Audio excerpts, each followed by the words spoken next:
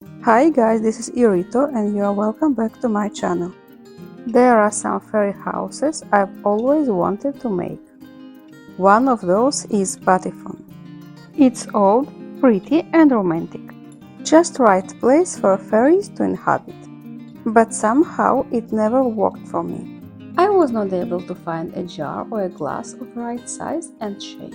But when I saw a new sort of gem at the supermarket, I just knew that this is my patephone. So the kids had the pancakes at the morning and me an empty jar at the evening. And now I have all I need to enjoy the magic and to share it with you. This is the short version. I've cut out all long details. But if you do want them, the link will be at the description box.